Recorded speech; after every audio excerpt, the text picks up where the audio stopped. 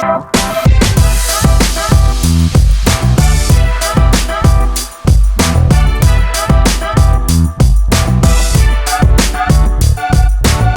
Palacio de Congresos de Valencia se alinea con los 17 Objetivos de Desarrollo Sostenible de Naciones Unidas, impulsando acciones como la de hoy, donde fomentamos la diversidad y la inclusión.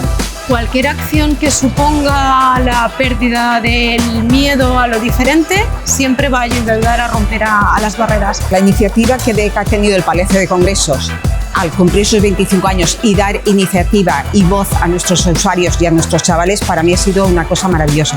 Porque esa participación que nos han hecho llegar, que ellos están realizando en estos momentos, es que puede ser el futuro de este palacio, porque van a integrar lo que ellos piensan, lo que ellos quieren hacer en esto. Nos parece una ayuda mutua impresionante. Damos las gracias por la visibilidad y yo creo que vais a recibir mucho talento. Yo pinté todo esto de azul porque lo hice para representar el autismo.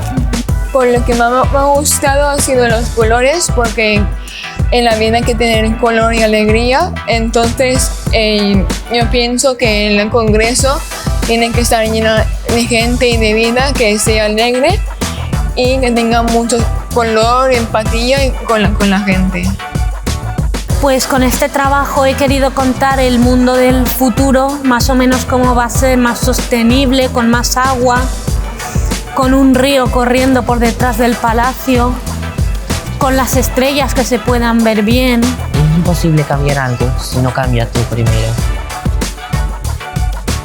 Pues la idea que ha tenido el Palacio de Congresos de tomar en cuenta a las personas con diversidad funcional me ha parecido muy bien, porque también es un punto de vista que hay que tener en cuenta y es muy importante porque son personas muy creativas y hay que escucharlos también.